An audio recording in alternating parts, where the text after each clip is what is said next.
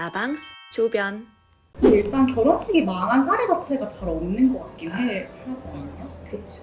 내가 진행했던 사례 중에는 그 신부 쪽 부모님이 결혼식 원래 이제 반대를 했는데 반대하는 결혼식 한다고 결혼식에 와서 난동을 부른 거야. 부모님. 그래서 나중에 이제 뭐 이혼까지 가게 됐는데 어머. 좀 망한 결혼식이긴 하죠. 결혼 준비 과정에서는 상당히 많이 다투죠. 네, 맞아요. 아무래도 결혼식을 준비하는 과정에서 되게 선택의 연속이잖아요. 음. 결혼식장, 뭐 하객은 얼마나 하고, 뭐 웨딩 드레스는 뭘로 하고. 근데 뭔가 이렇게 결혼 생활도 되게 선택의 연속이잖아요. 그래서 약간 결혼 생활의 약간 축약판이라고도 볼 수 있지 않나? 결혼 준비 과정이 굉장히 짧은 그렇죠. 시간에 많은 스트레스를 받으면서 맞아, 양가의 네. 간섭과 네. 거기서의 선택 과정. 네. 네. 저희 요즘에 특히 뭐 단기간 파탄, 맞아요. 뭐 몇 개월 만에, 또는 뭐 이제 혼인신고 전에 파탄되는 경우 굉장히 많이 오시는 것 같아요. 결혼식 하고 뭐 거의 한 2주 만에 찾아와서 이혼을 하겠다라고 하는 경우도 있고. 뭐 이혼을 의뢰하시는 분들 얘기를 듣다 보면 꼭 결혼식 준비 과정부터 얘기가 나오긴 해요. 그 당시에 어떤 점이 섭섭했다. 그렇죠. 그 당시에 어떤 네. 점이 황당했지만 참고 결혼했는데 뭐 이런 게 나중에도 문제가 됐다. 이런 경우를 많이 보는 것 같기는 해요. 그리고 혼인 기간이 짧을수록 대화까지 다 기억을 하기 때문에 네.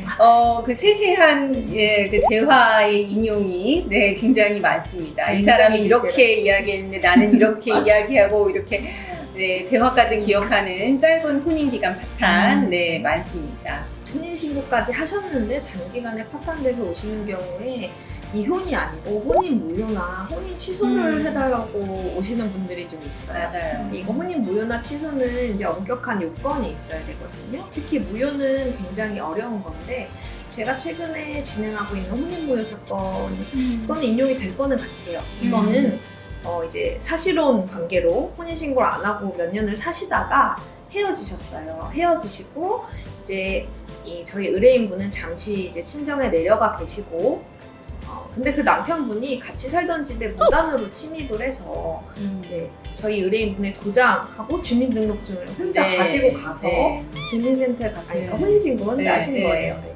이 정도는 돼야 이제 혼인 무효가 되는 겁니다. 네. 그래서 그분은 형사처벌까지 지금 받으셨거든요. 내가 했던 혼인 무효 짧은 혼인 이 부분은 혼인 신고만 하고 그냥 혼인 무효로 끝났는데 그 술 취한 김에 이제 크리스마스 이브에 같이 이제 구청에 가서 혼인 신고하는 거. 연인이고.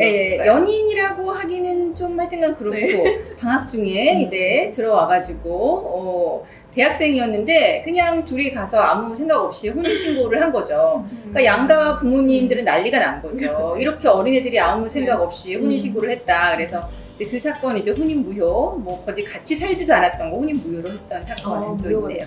네. 제가 기억나는 사건 중 혼인 취소가 쟁점이 됐던 사건은 이제 결혼을 하시고 얼마 지나지 않아서 뭐 청소를 하다가 이제 남편분의 과거 그런 형사 범죄 전력이 나온 판결문을 전과가 있는 걸 발견을 했는데 혼인 당시에는 전혀 그런 사실을 몰랐던 거예요. 맞아요. 귀한 사임으로만 1000명을 불렀어. 이 2억 3천 들여서 1000명 앞에서 개망신을 당한 거야 내가. 정말 힘드셨겠습니다. 이적인 대여로된 새끼들한테 내가 얼마를 받아야 되겠습니까? 손해배상 말씀이시죠? 정확한 액수는 조사를 더 해봐야겠지만 대략 잠깐 생각 가는 게 15 미치면 말도 끊이지 마. 당연히 이런 많은 미자료를 요구하는 의뢰인분들 많죠. 근데 아마 태산에서 그랬던 것 같은데 이 드라마 이제 여기서는 안 나오는데 이제 이런 의뢰인이 있으면 약간 상담은 이제 시키고 우리나라의 현실적인 위자료는 이만큼이다 이렇게 이야기를 하긴 합니다. 그래서 법적 기준에서는 이 정도 받을 수 있고 위자료는 이만큼이니까 소송 진행해도 10억의 위자료는 받을 수 없다. 10억을 받을 수 없다. 거의 이제 그렇게 이야기를 하죠. 근데 물론 이제 이렇게 이야기를 해도 실제 진행하면서 뭐 생각하지 않았던 방향으로 잘 풀려가지고 뭐 더 많이 받을 수 있는 경우도 있기는 하죠. 그런 경우 있었어요, 유 변호사? 일단은 저 드라마 사건도 최종적인 해결이 의뢰인이 치하했죠. 치하했죠. 말로 치하했죠. 제 생각에는 판결까지 갔으면 그 230몇 억 안 나왔을 것 같은데요. 맞아요. 안 나왔을 것 같긴 한데 네. 어쨌든 이런 그 생각 밖의 쟁점이나 뭐 협의할 만한 그 어떤 카드를 가지고 협의를 해서 조정을 통해서 더 많은 법정 위자료보다 더 많은 위자료를 받아낸 뭐 케이스는 있었던 거는 같아요. 저 같은 경우는 특히 이제 형사 사건이 같이 걸린 경우에는 아주 가벼운 뭐 벌금형이더라도 상대방이 신분이 공무원이거나 그렇죠. 뭐 군인이거나 하는 경우에는 이게 바로 징계 사유가 되기 때문에 굉장히 좀 처벌을 받지 않기 위해서 또는 집행유예를 받기 위해서 노력을 하시거든요. 네, 그런 그렇죠. 케이스 같은 경우에는 형사건의 합의를 합해서 말하자면 위자료를 더 많이 이렇게 받았던 기억이 있습니다. 제가 알기로 국내에서 위자료를 되게 잘 인정 안 해주는 편이잖아요. 뭐 교통사고로 사망해도 거의 위자료 최대가 1억 원 정도고 그렇죠. 이혼 소송에서 아무리 위자료를 주장해도 뭐 거의 최대가 5천만 원 정도? 보통은 뭐 2, 3천 정도로 나오는 정도라서 의뢰인 입장에서는 이것밖에 안 되냐 나의 정신적인 충격과 배신감이 보통 이것밖에 안 되냐라는 경우를 많이 보는 것 같은데요. 내가 했던 이혼 사건 중에 판결로 위자료 제일 많이 받았던 건 1억.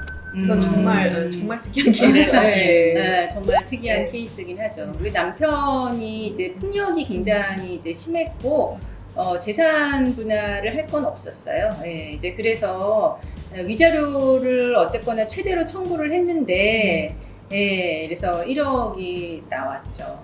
그 중간에 이제 형사고소도 같이 진행해서 그 남편은 법정 구속됐었어요. 근데 법정 구속되기 전까지는 조정 나올 때마다 굉장히 삐딱하게 앉아가지고 비웃었는데 네, 법정 구속돼서 잘 끝난 사건이었죠. 이혼을 하게 되면 소송에 들어가게 되면 생각보다 굉장히 심적 스트레스가 심하거든요.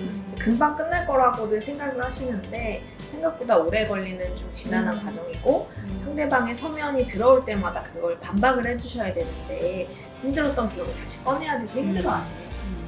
이제 그런 경우에 나 돈 조금만 받고 그냥 빨리 끝내 하시는 분들이 많습니다.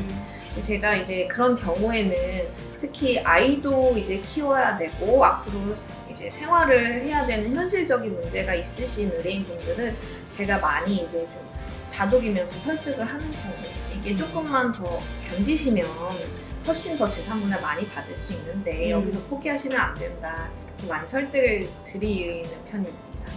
그 우리 얼마 전에 끝낸 사건도 원래 이제 처음에 상대방이랑 20억 정도로 그냥 협의 이혼을 하려고 했었는데 이제 그거는 너무 작다. 더 많이 받을 수 있다. 네네. 이렇게 이야기를 했고 그분 같은 경우 굉장히 여러 차례 찾아와서 정말 그 정도 받을 수 있느냐 물어보고 이제 선임을 했는데 실제로 50억 받으셨죠? 네네. 50억 받았어요. 네. 이번 시간은 여기까지 하고 다음 시간에 또 뵙겠습니다. 네.